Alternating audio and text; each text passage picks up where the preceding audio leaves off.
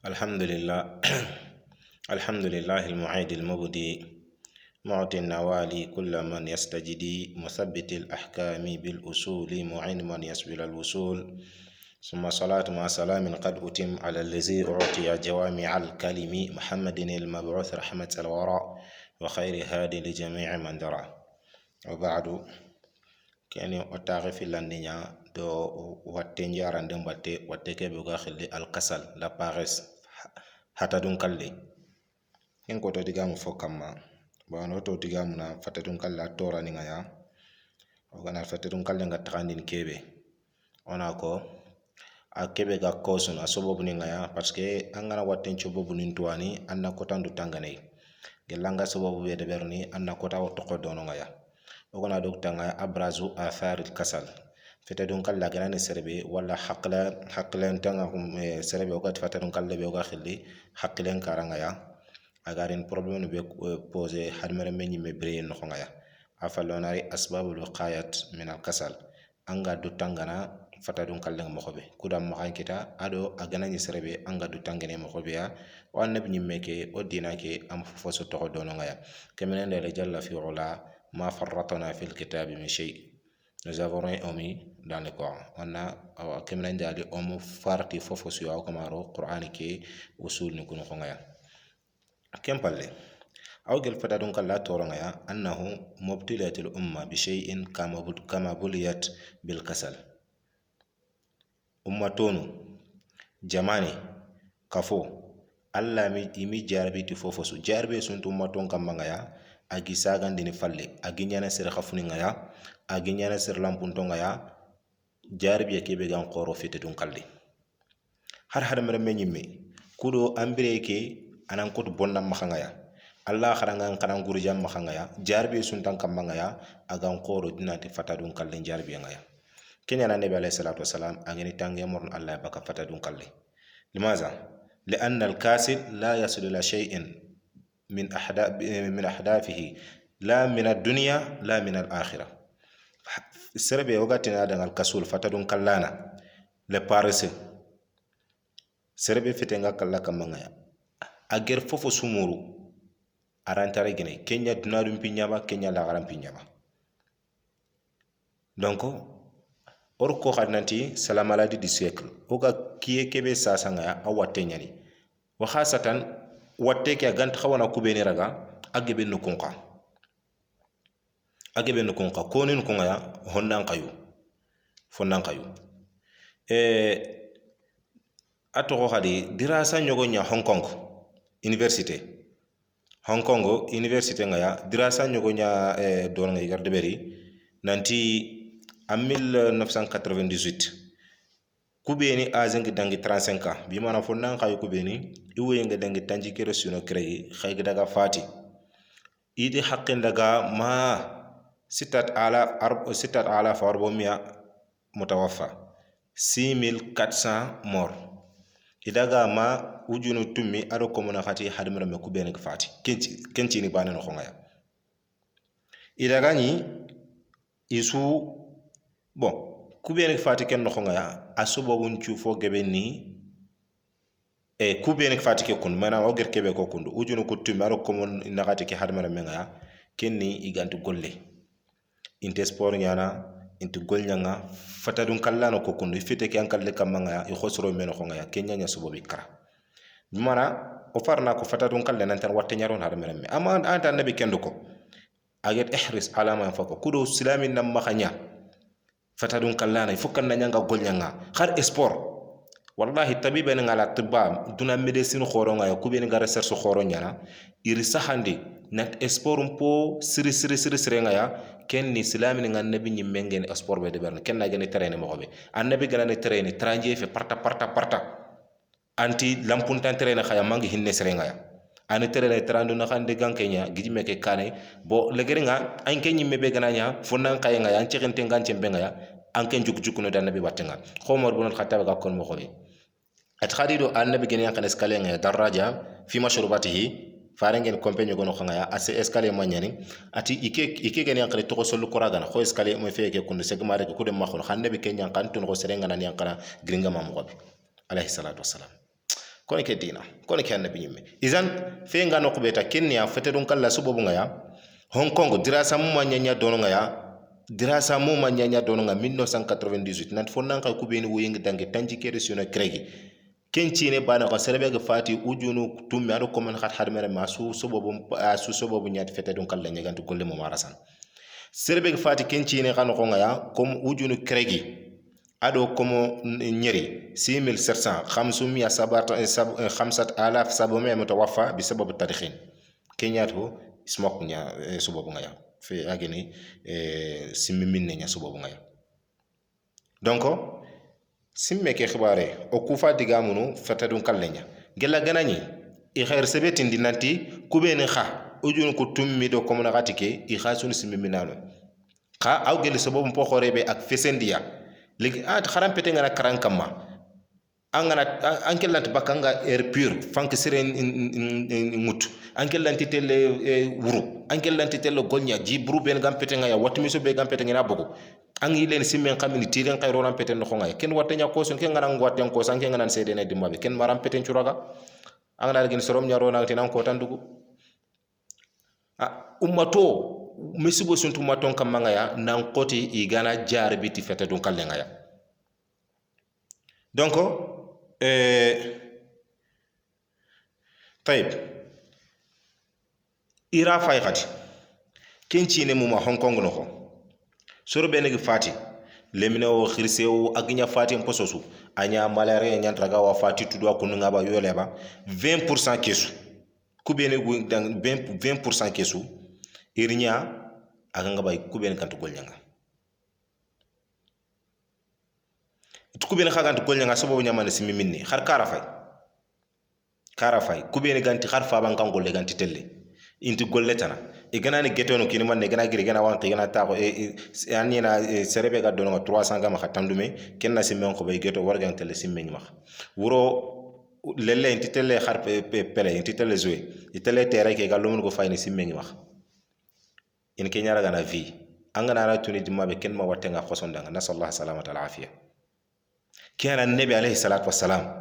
agene tangi murno fatadun kalle Anas bin Malik hadith ang dono nga sunan Tirmizi annabi alayhi salatu wassalam Anas bin Malik ati igeri kena nabi nantina nabi sorogo parce que an golya nabi makhanga at kathira ma kunta asma nabi sallallahu alayhi wasallam yad'u bi haula al kalimat allahumma inna a'udhu bika min al hammi wal hazan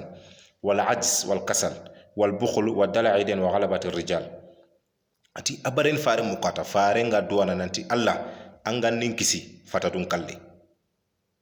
angan ninkisi kontontaxo fatadun kalle la paresse la fainéantise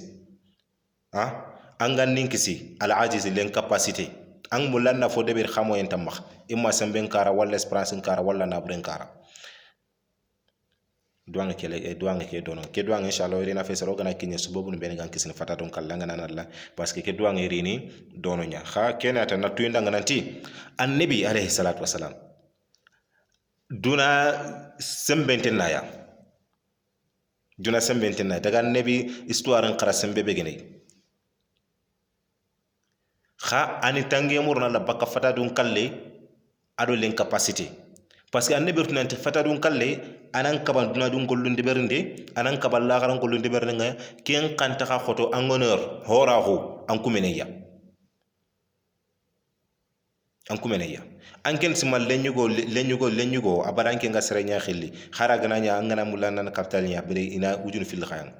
anke abaranke nga tele taxu getoni ya worge ma yoga dagalli simme mando yoga gan taxani mena khasmok am perdina l'honneur kia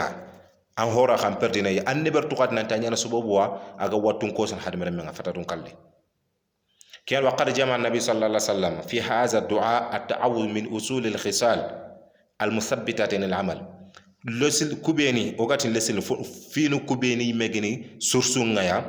برنسيب نغايا لسل نغايا إيغا سرين كومان إيغا سرين تردان إيغا سرين نجيتي نبقى غول نغايا أنغنا غول لسو خار خرانغ نياجيني خار أنغا ملتي سيرفيس كيابي وفارن كاتي إن شاء الله لا بارس انتلكتوال annabi kudo watte ku annabi kitangi bakamur annabi ger kuben ko nan tallana kisiya kudu bana be ganana ngana golle kana tardana maha agana gobo man dadalla golle ke man perdineya golle ke yimme an perdineya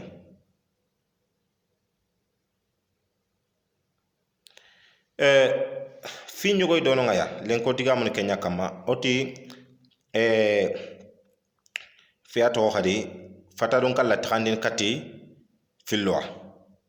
fatadun kala ñogono min umur al akhirah serem pete nan kara bakala garangol lu ñimme ken tandin kati al kasalu daim ado al kasalu al arid takhiriyan ken inshallah ado al kasalu umuru dunya adan duna dim pini ñimme ay tandin khadi la paresse physique al kasal al badani ado al kasal al fikri la paresse intellectuelle elebe nan kalle ñaan ga ngaba sere ampete kenan karankam parce que ko nat fatan kallen ta ngabon simon fatadun kalle comme nanti antitelle gol ñande arante wanki nanti telle wanki ande wala agana daga wanki nda feten karinte ande kati ke mungar mako fi so man ñoro solon kan ma sormon kati na murabulu ikene kenya kon kati murabulu bi mana kati feten karinte ñana kam setanon kay ñana setan ngi ñaan xaro tarin ko yorin kuncu fatan panci inshallah xarru ka sharia ki ngam ko na ñam gobi len ko ga digam ne kebe kan la paresse intellectuelle et la paresse intellectuelle awure gen kebe sere angakle ke yimme kan to xa gol nga keta imma allan ta fon comprendre rapidement bi mane gëna fon ko ta direct allan ta famu ko ganne ngena famu mo ko bi ganni scientifique ñananga xa gana taxul leçon mathématique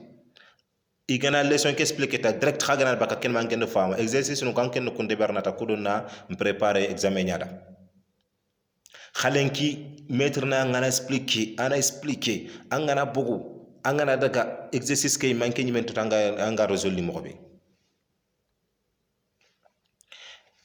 philosophe nyogala allemagne atto nyani Emmanuel allemagne philosophe nyogana atto nyani Emmanuel ari 18e siècle ki al qarn al-thamin asr miladi arko dono ngaya nanti ay gelli do fonta xum po xor be aga hadamor mum pogebe kita sasa kenya al kasl al fikri yimme hakle ki garanta ka golnya ngaketa itella iganaru fufu sufiki khotoni maxanga in etimadu nyana legeri ngaketa nke i simmeno do wande hadamor mum bana simme ngaketa fofo su ganari khari ganana mulen voyage fokko daga ka akati ni mulona me fama me sawaran nan kawo arme ngana toyi fokka na sera sawaran nan kawo bi mara ana sera muru iga fike consultant domi at pas aske ngana rinya comme hadmer me keri nya keta antaha nyani yimme sogon keta nyana certana na sogo parce que ngeta ndanga ya ngeranta ka simmeni kefi simmenda haram po har sara no nyugo sa se fay kenya ku be nek dag do mo gel tugu naxu il faut su ganari foko an ndugundi ngidana me famu de ndugundi magora na me famu de ndugundi kawana me fam ari ya khariro mo lanta de sujo tiro mo ganati fo su tanam a ketang yo khadaga ko katida anda dalla ika ke yimme kun soro nyan décider ni place parce que ngida ga an chawra nan ka khum piya wuren man décider en place al kasal al fikri la paresse intellectuelle ay me finga na ko naranta khasimene imelo aranta simeni mello agana mulli nyaxi soronya datungu tala agana mulli naga voyage no kube soronya dono cugandina da khara gana mulli na lettre motivation tiafa soronya safanada agana mulli na CV tiafa soronya safanada élève ni kita amari élève no kubena bada mana kharallo mo kubena bada gana tamari ni kiniya exercice gana kiniya abara soronya ga de bernida groupe de travail soronya ikunga groupe de travail soronya ni exercice ni kudibernida ikuna copier ina solution ke ko résultat ke na copier bi mana nataji ke ko na copier gella ato khadi dissertation nya gena ba igana ci travail à faire à la maison soronya de bernida arina ni haqlu ko akarni igana taxo xar classe igana daga examen ga bade bakka falle xaga exercice be de ber kari nga igana rina 18 19 minutes xay igana de ber classe yana ko ngiran taxa irina fito ko ankalle kamanga ya amma wara gero olev ni kita la paresse intellectuelle agero kita ko na mulon ca fandi message merci beaucoup lanta ka safana timo ko ngayna safana BCP anda na brez khari gana daga di gana dicté nya safana keta kiranta ka safana il fito kuy mankalle kamana safa parce que kuma hakle kiranta khari ketarina mogebe ketay imuk mogebe ketanga ya i français kiray kon khangana tina safiranta kasafan iranta ka lecture nyana keta iranta ka exercice nyana keta ha bon arini a soro ñogoni bre noxo har lemne ñagini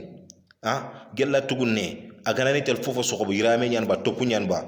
sa xenteni yogana cunci iri a kun kama nin qoro khari ganani europa de ganana mulil kara e ganana prepare ni fokidi men ñanga ñogandaga a ganati muna ki xomana yugo yo an ko kara sa kun muntaga model do nga kenyan cukandina la ga model be xobon a ganana gil dakar khara yaqqa a ganana mulina foko badanga ya ma yaqinya ganta danga nku khalsin men jangi ñogo rena na khalsin kina ndaga yira mu ñogo xobenda hakke ay me got nanti kina yimmi me kunar hakkile kiranta golnya ga fu décider na yira me xobi meda parce que khara yimme gana yira me xobon fo kado sere ñana ndaga kenna ta danga kiya wutu kiya manya ke bitanti an ke dal ke jowne bonnar ke jowne mexine la paras intellectuelle soro ñaga sugandi nanda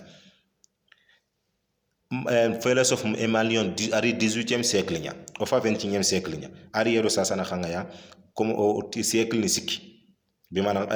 qarnu ni sikki khayke digame kondo sahe atanda dala gana nyo matoni nyimea umatoni kume soro nya décider ni place amma regir la base de cerveau ñoy africa au développement o mega grand ta simmeno o simmemo ko serbe gana dinan qara alla gem ke fangan cimmeno khangiri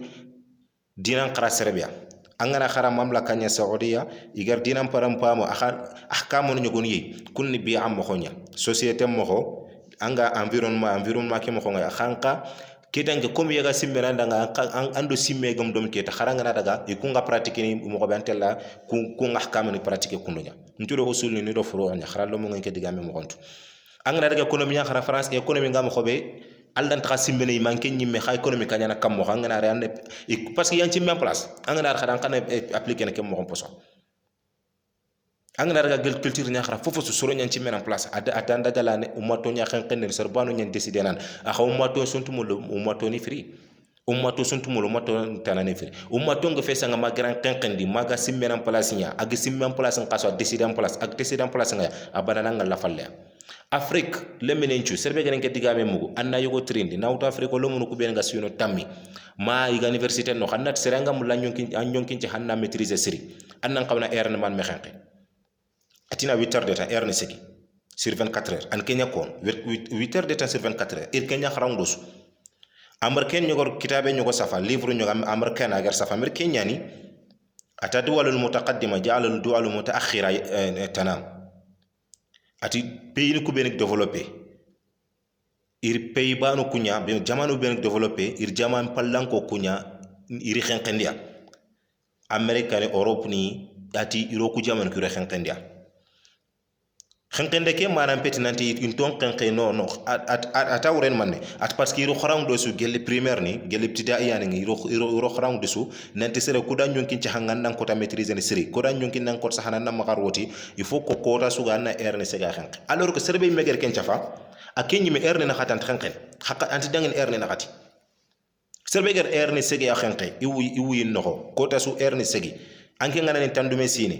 qad nimta sulasa umrik an wi ke kundu cier ke kundu tampil len ci ngand ken kan tan naxta kan ke nyanya nyaaxo angar tan naxta ki xabe nyanya nyaaxo ngand erne man menya and ma ci fayi and erne man menya réseaux sociaux internet en kamang and erne man menya geto and erne man menya tigan qafu and erne man ya akhi subhanallah la paresse intellectuelle mami wattu bure wori bala wo suntu umma ton kamanga ya nan qoto la fa ageni fatadun kallem bala wonga ya عموما الكسل الفكري إذا أصاب أي فرد فإن تفكيره يتعطل ولا يستطيع التفكير في أي أمر يخصه وقد لا يستطيع الاعتماد على نفسه في اتخاذ قرار في حياته ويصبح حبيس الأفكار الآخرين ويصبح حبيسا لأفكار الآخرين يتلقى منهم الفهم وتطبيقها أي ويطبقها عموما globalement kudo annan koto la paresse intellectuelle mpamono hadmeremme ngananya ake watta ganan kita anci meke kenyambo namma anci meke an ngakle ken taka golnyang sa so gona ti khar kubeni yimmega lycée surunga de université no gona ton digamu anna ton digamu développement kama o fa 2020 ina tanda ngana fa yimme bo gelli 1250 ande gel 1348 ande bo ngana fa gelli la tujor anwori an déjà il faut gere kharawndi na simmandi do fe fallu nyaw nke dalla ko ne refnina o dalla ko nanti livre de développement ni do non drogoto na kunya khara duna khasuk développement ko be hakilu ku hakili bana kebe ga tubabu kebe anya ngay arab ke anya hakile kebe ga kemme hakila nanga hade mere mesumi hakile tu utiliser ila al'an jusqu'à présent mais pourquoi ikunga iserentengi du ganti sere ganti décider ni imena golnya imena simeni erreur ni nya iner erreur ko rectifier mais ko gakan mo khasimé ma kharon ci mbey mo développement ngokanna aha angen qatel khara iro xenqen système académique fa go ma khanga mo xobi gello kismani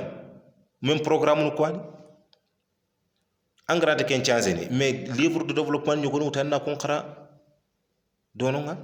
anga qile nangir xenqene kundunga idan kiyan ke wata gana seren kita hakle kiya hakle kiyan korona kita aranta khasimene yimme khibare ay me khibare aranta khasimene aranta kha confiance en soi aranta kha tugene yimme kamanga agana namulina fofo sunya anam a ketan ko comme jaman khibare nyage no suna me famuta agana nya erreur bo suna rectifier garenyen am ay mam domuni ina décision wutudu abire ka mi mem dem décision wutudu da abara sura nyan décider na place anda dalla ken kama ngale gernia prisonnier des pensées des autres habis al afkar al akharin ser kubene ser banu ko kunda le gerno kunya simme yum ser hobo sinte i kasuranke kunga na asimme kenya mo bale gerne kem mo komposo ani feeling fi su ganar kungere famo mo ban famo no kundunya ha iger famo mo xobe ganata nabi deber mo xobande deber no kundunya ke kuntu ke dalla duna de har mara man nasran kankanti adalla duna khangen simana mariage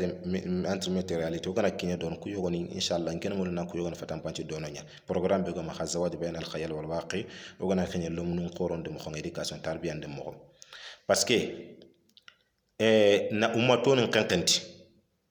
ambane tore na to ambane max ko Europe gam ko be sas a fayta sangana joueur ni ben gi max ku ben ga jouer ni ku ben ga rapera ko nga soronga wurno dibat anna daga fay i mero mu ko kundu anga tinanti ka faba ka kisma sare aga jaman be ko imma kisma ne américain ni man wala français ni man mais igana ni somu non ko million d'euros en kunya ko ne sukantende na mais e kunyi me jamanu ken gouverner ina raga nan duna fay ko ma khanga ya akhiyalu anangorun ko kama iga sifur no ko ben kin nga somi ke kun yala tongyan ma tongo fe soron chaage nak dunya na kunyo ko ni sasa soron chaage nak dunya na kuyo gon parce que afrika baro ko mo abaro ko xankante nyani quoi abara ku iger sifur ken cha fatanger wor google wala journaliste nger ko tan chakka kenya na ummato ni xankandi fir'aun na changatu lavage de cerveau na ummato nga ni xankandi lavage de cerveau legere ngiri na pares intellectuel nikita al kasal al fikri renta simene développement nga firawna dallar kenya soronga arnia benesral ganko kembane fi ay me qibtinu ko kundu agam lo tore nan to kumbane ma khanga yar kun qadberi kemenen jal jalla fi wala suratu zukhruf fastakhaffa qauma ari soronga ari haqlu lampunti faatao kenya na gana fosuko haqlantal la ndigame nga khina nyamel khanelak daga suratu zukhruf fay usul al-ilm tuwakhunu kuselesi lengil qur'ana ke aya bana la conférence ni sikinyane fastakhaffa qauma fir'auna ari soronga ari haqli lampundi ari haqlu nya haqli lampunto istikhfaful aql o ganani da'wa nyara iganantino angana société so anna société ketu ado isimme mo khangadi mo kontana ondem tewene barnamiji nyoko sura kanyo yere docteur ali hafizahullah qabla corona ar ko nanti ummato ngaya kudo inan to falle ado serenyi man nan to falle ata so bobu fanane isti'aratul aql seran nan ngakle lo ko sertana nan ngakle lo ko sertana kenya nan ngakle nat ke fin kiranta simmina kam ke fi den kiranta da ke fi den ke to ko mukinye ke fi de lanta famono afaita fi so tuno soro kuranta famono oranta ka kinyandiniya asken gnyata anti ken kamandanga ke fi anyankata famono ke fi anyankata da donc ndema atken kan mul ikedu moto na yanan kane kita atu donc ani fike ko daga na tuyinde na ngana bambure nya koy nanga abananken nan to kafala nan gol nyada aken nan kan khanda ken telekani pares intellectuel parce que akhutu range be nyan kayri na sobo bunun ko men inshallah anga bakke mo xobe kharo terin kaw barnamiji ko gaye mo xobe inshallah taala aw gel pare son pet un peu intellectuel comme gel comme xobi ak ngaba gana levin kita ale sunu ko arante famono xomo xobi ganna gini famono haqqatini yimme nan concentré arante ka concentré bimana gana kharalle mankita ganni annina safhatayn qur'an sumuna ray ken tangana khasasa arante ka sumunun tangana ganna ken nina leçon be 3 pages 4 pages anna su tangana khasasa une page allah 30 minutes yana allah ta tangana atude nat pares intellectuel ngara nyopa ganna ken ne moyende 18 nyawto mathématique moyende 16 ni khasasa mathématique ay cours ni megana rampete kan kala an kan nayimme nanti mathématique nya cours fayki saketa na concentré wala raisonnement an ni sere ñogo tuwaxo ke fama xanga paras intellectuel xa xagana sigin nantan digama aranta xa tiga tuwaxo ke aranta xa kiñandin a xaqlente a graw kiñandin xaqatina shajaatul qalbin trindin courage na ko xaqati ay gilite xaqlen qano aw gel ke nga paras intellectuel nga na sere kita agana fontanga a jonu munguna imma togoni wala datini wala ina nya xama max antot ke ga pasi be antot ke pasi be ko anina masala yitu khanta khatu kede imam malik an ko ba ahmad an ko anta khatu keri hanabila ni mazhabi ba mashafiya ni mazhabi ni paras intellectuel am ken ci on bogun serenga wala aju ager ke be metanga jon mungu no teya wala ina nya khama maxa ma ari leçon ke tanga khagnari devoir nga katinga ya asimbena mu khosu aranta kharitin khoson gon kala yun no khoxa anti laqi digame 40 kha simmene de yimme aga raisonner ko raisonnement problème de raisonnement nga kita quoi ma abara gini kay ke wutu tantu ko likke nyana kama agana muli réviser agana kay ke wutu saket qur'an antu ko likke nyana kama hakati ni agana ni réviser dini tantu ko yimankara khot ke antu yimme ke ga serene hakati nantu ko yimme ke ga serene hakati ni khadi antu ko gulla nyani yimme ke kama ke afoge be seytane nyen ke kundu taral afoge be taral ma nyen agerte so bobu ke tan kallan kentu kha inshallah aga sarebe walla nyang nasallahu salamata al afiya o ina so bobu ko yanga ya ti qur'an do farantu nanga sallallahu alaihi wasallam anna jara no ko sire paras intellectuel aw gelli asigni ni nyogo ya ando fa signi nyako nat ku ganan serbe nat paret anat tu nat paras intellectuel nga arankita agene al angakle nga granta ko golle nga keta al kasal al fikri aw gelli asigni ni nga khadi serella wunyana 5 heures de temps erni créer erni na khati afay internet kia groupe no message nti dangine wuro ke mu ma message nti dangine khagana ta khu match ana su fayina fe série télévisée ana su fayina khangana qur'an to khonko qur'an ke magana wur butu kankuti na qur'an ke wutu na sumunu bane minute ni tammi na khara wala har livre ke yimekuntu abara khagana du tamati ke kundu igana ko men devoir na nam ko no problème tay donc dugina fo nexenté comme ça 23h ya fayna gre 3h du matin agana gre 3h du matin setane na ila nene na khati no ngana fe jirim pal la ke famono ça mo tu es télé ça que devoir ke kundu l'essentiel en famo ta c'est la compréhension t'as pas besoin de la réseau ou bien maîtriser par intellectuel arinia ane angakle ke teqya alla ntaka semmene anyi meduna dum piniku limaza ani anga kubeni fayni kundu kunya nyana makhanga ya model kunya nci meram place ngaketa ngimoko ngakebe ko on parna ko kuben ngara perno ku terinkana aganya rapper mpososu itirna bana gana internet ko khari geni ifene ko terenke gana dokte tele wikipedia a biographie a vie privée ina taro ke kharo ke fetaro ke ganan dom abadan kunya fendini a gamba pe supporter na para facebook a gamba pe fe inter mbappe machallah yo ani tele real khanta tele dono donc ini tugana kia kuni kana commentaire su gina ro real madrid kamanga facebook ay commenter khay metre nan ke nyime yahi akenyi me kun nan natir objectif nam khanga ambire kenoko an krango ko man objectif nam khanga ya il n'a jamais passé à ça am simme do kenyi me finan nani am simme do kenyi me finan nani parce que il faut ko aga kuben mutabana anan cimmero kunya khibari kunya cimmena da kunga semena da ngam manage faut kin cimmanda ngay de manière virtuelle indirect aga il faut kan daga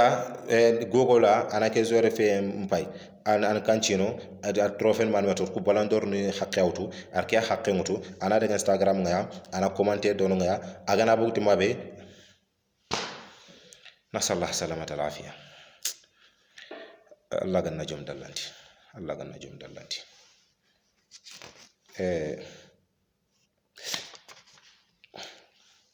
kamballe ki asino te nyana na sere ngora 30 ans tanji kesine ay tanji kesine khanga na trindi ay me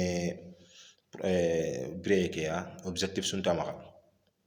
gela gana ni sara no ga maka fogi maka wala gido khoro fogi maka kunya fasiketa fofos khay me break kuna kenyi mena ta fosu da ay mena ta fosu de berniketa angana trindi afaba kisma to kwantetu kha angana trindi tupak khabila nga ya sutu aksare sine be gerkeri erbe aytu angana trindi zuer nu ko kundu nawtu ligue des champions je pe sino ga me batam ger coupe nu ko tu mo be ya sutu ke sine ke ando to ke an meilleur joueur kenya meilleur buteur ke an qaw ballon d'or kinne xey trahison nya il faut ta danga da avec carte rouge kita kenya ni donc gama kinay ay konchu sutu may me kundu xare ya xi xoxono be ngam reskandi masalaba nanti no haga mo be o ku dangit ke kon xam xarbana su importance su kuno il faut xanti me ke tanga anni dema yimme gi break tagana mo be amma génération ke simme gan taxay xar génération fi tourno ko ben garini antun ko kun qambura dinan fofos ando zemne be ga 18 ans 22 ans ça anda gana xiri nanti comment tu te vois dans 5 ans anantir atina ndangi kemdum keke so memi duma muko xar élève ni manal comment tu te vois dans 5 ans na moi je jamais pas ça ikem simme do kay memene simereke xangana trinda tina donc ku 50 be ku 4 ans be garini Benzema a signé ke fia ana zorta na ko signé ke timo ma yimme an amur fofo su planifié fina igan qawnya ke be dans 5 ans an kaga mulanna be wara kille ke an karaga xwanke an kanti tuna dum piatu le cause de la paresse intellectuelle asobobuni angana fonci bobun to anan nakoto du tanginay khangam fonci bobun to allan ta du tanginay angana fonci bobun to ana ganana nga angana tanti bonanya nan nakota to kodono khangantetu allan ta to kodono aw galla sababu nga tulu sahar abara na nanguya nyaho harmer men tabi alla gar harmer men taga kebe naturellement kenne wuro antuma kanke hakile kina ngare shi hakile nan tuma anar golnya ko motor ngana tampa ga golnya ngam ko be angana tuma na garna golnya mo ko be allah har ber benta kenya wuro anan tuma kiye ana golnya hasarbe gana tin kenya lanke sinin kenya flinkana allin problem yakita bona barando xonko kutwani an kadu xonko kuton kaga an karanta ka fe simmene sakara gana ya khranga wala nga multi service anga fofosu Cheikh Madia kon tanji gor Allah ganna tanga tu mo tonu me frit simmenya o mo tonu me frit simmenya khar Europe wallahi american ke ken garanti ngutu igi développer kundi ro frit simmenya akha i développer karasu irasu to kitabu quoi o livre no ko islami livre no ko hakomi ga simmene amori ikun développer kondiri iro khankandi o dina nyimiro brande source ku yimme kondiro talam brande ko alors que sous traduit unte nyani ma khanga dono wallahi alazim sous traduit unte nyani ma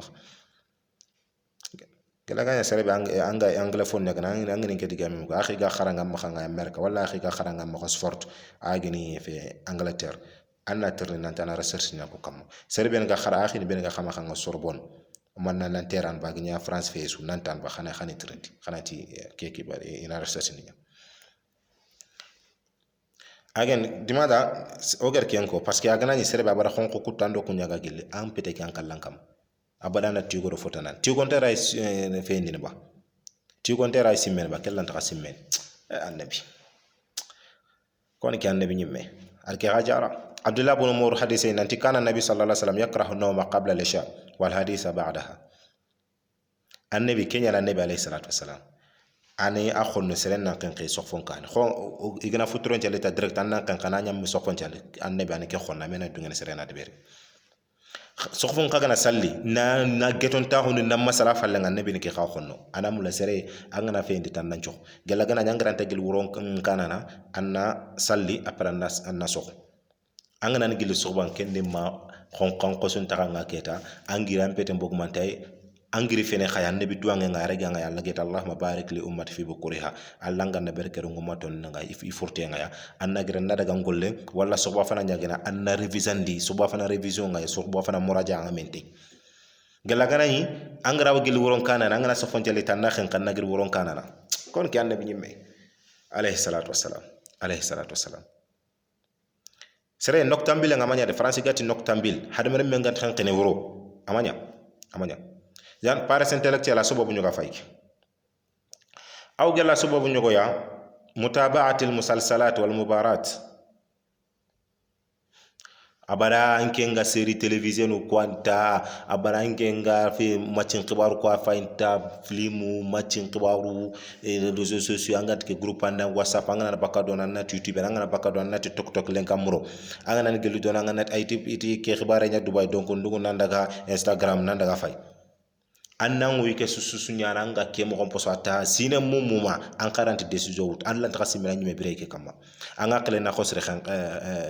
ko am khanga wala har mere men ni du si limité programme bané ani du si limité programme bané serena qawnyana haqqatini ang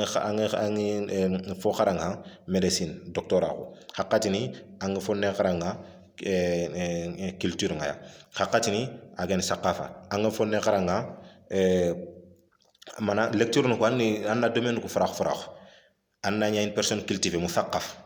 khabara anki abaranga na nyanger ku ben khara classe ngata sanawi jami'a muqarrarat ko bane wala université khaga programme ben khara baranki nga xam ben ke bane ando source ro masala ngata na anani ke feta nyime amaro fonnan kayo ko sasa masala ngelan ta dangini des heures d'état mo gona de wonde khibaré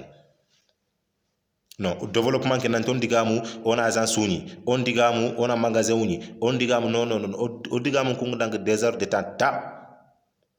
magana ni o fay matchin xibarwa wala o rapper ni xibaru a ke kundu yo itager ke o son bagandi a kata xetu mene banar nyakati do mu a xetu na kati de anwari kian kena sobob nyuga ya xi gella gana nyanga ko xibaru posonia haqqatin kinye keta ongunti mpa walla yere ngiri na sobobu banen ko yere kun kenna shayatin nisma kiani c'est très important shaytanu ko parce que foge be shaytanu nyen dibatte khari gina ro classe yiku yimman karant gilimi gina classe yimman karant gilimi gina réviser ifetenti kalli kamma mi gina réviser haqqatini mi yogoni gine professeur ngori buttu kankutin haqqatini yogoni gina réviser ni buttu kankutin hakatina gana fonta gana ro classe na mungude hakatina geni kende mani derun karo kregi 5 pazane kenya tangana 1 heure de temps ko mais ça 5 pazaran tangana journée muma ke ay nyana shaytanu nga parce que hakati ke dango irina fatam panji inshallah subhana rabbika rabbil izzati amma yasifun wa salamun ala al mursalin walhamdulillahi rabbil alamin